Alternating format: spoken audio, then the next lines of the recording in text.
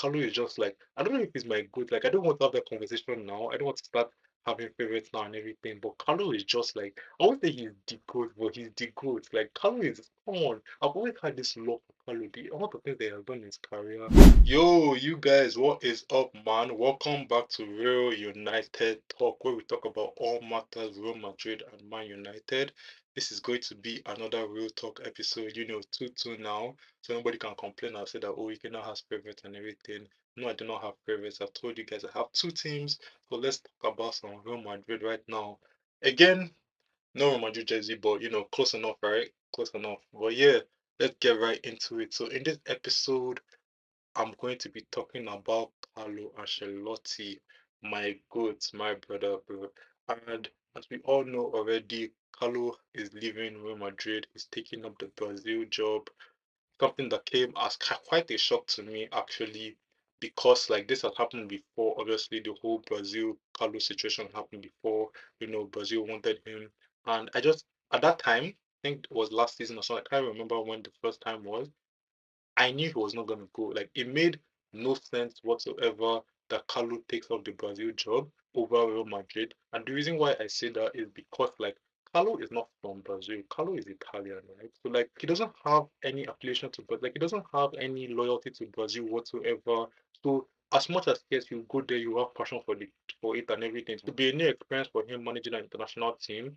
But, like, it's just be another job for him. The way Real Madrid is a job for him. And it just didn't because Real Madrid wanted him to stay. And I just don't see a situation where Carlo would have said, yes, let me take the Brazil job over Real Madrid job and everything. Real Madrid is the biggest club in the world. It doesn't get bigger than Real Madrid. Real Madrid love Carlo. Carlo loves Real Madrid. Why would he take up the Brazil job? It just didn't make sense. So yes, it made sense that he stayed and everything. But this time, he came knocking again and it looked as if he was tempted away. Obviously, maybe by the experience, maybe a new challenge, or maybe he just felt like it was time to leave Real Madrid. And all of that is honestly valid. He has done enough for Real Madrid. He has done a lot for Real Madrid. Won us so many trophies, Champions League, all of that. So as much as like it pains me that he's leaving, I'm happy for him that he gets to have this new experience. I'm happy for him that he gets to coach an international team, and I'm just happy for everything that he has done. So it's one of those things where I'm not sad that it's over. I'm happy it happened, kind of thing. So yeah, Carlo is taking over the Brazil job, and if you know me, you know that Carlo Ancelotti is my good manager. Like if you know, you just know. Like obviously you have your Ferguson and Carlo, fighting it out and everything. But out of all those managers that are always in this conversation, Mourinho, Carlo, Alex Ferguson, Pep, all these guys. Over all these guys, Carlo is just like, I don't know if he's my good. Like I don't want to have that conversation now. I don't want to start having favorites now and everything. But Carlo is just like, I won't say he's the goat, but he's the goat. Like Carlo is, come on. I've always had this love for Carlo. The amount of things that he has done in his career. He has won every league title in the top five league. Like, come on, that's some goated things right there. No manager has done that. Carlo has done that. No manager has done that. This guy is honestly so goated. He's a serial winner. That's what I love about him. What I love about Carlo, he's a serial winner. He wins any way possible. Carlo doesn't care how he wins. He just cares that he wins. Like literally, we won a trophy without a striker last season. Just let that sink in. Without a striker, we won the Champions League and La Liga without a striker. And as much as yes, Man City won the Premier League without a striker, when they let go of Aguero and all of that.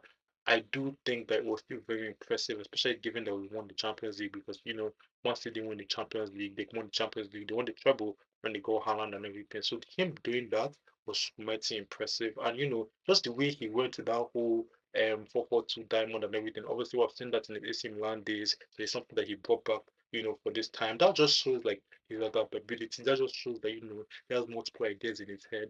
And I don't know, I've just always had this love for Kalu. And honestly, and truly, I'm so sad that he's going. Obviously, like I've already said that like it's good for him and everything, but like I'm actually so sad that he's leaving. I do think that it was any time to leave is now. Especially given the fact that like Xabi Alonso was willing to take on the job. I'm going to have an episode talking about Xabi Alonso and what I think about him and what he's gonna bring. But yeah, given Xabi Alonso's availability for the role, given the Brazil national team calling him right now and everything, it just made sense that he leaves right now. I do think that like as much as like Carlo was a good manager, we're kind of like starting to lose that structure a bit. Like It's just like we're starting to be all around the place. I don't know if it was like that was the whole thing with the board. I don't know if like I already talked about in the last episode that like it didn't look as if they were giving him signings and all of that, which is fair. But at the end of the day, like we do need to make those signings. So I don't know. If anything, I'll say it was the right time for him to leave. If there was ever a time for Carlo to leave Real Madrid, it was now. But like I mean, him going out without a trophy is just kind of crazy. Like that's the reason I'll say. At the end of the day, it is what it is. It happens. So yeah, Carlo has had a great time around Madrid. Obviously, he has had his own thing. He was there 2014. Like there's just been all this back and forth with Carlo and everything, and he has come back, obviously, giving us two Champions Leagues in 3 years, 21, 22, 23, 24. Like it's honestly great. And like I said before, what I love about Carlo is like he's a serial winner. This guy is good to win by any means necessary. He's good to carry trophies. And I put Carlo and Mourinho in that bracket of like serial winners. Obviously, I know that Mourinho has fallen off since then. Like, he's not really the same guy. He's not really the special one anymore and everything. But like Carlo and Mourinho, just about them that I love. Like obviously, like sometimes for Mourinho especially, like you can have that whole pack the boss and everything.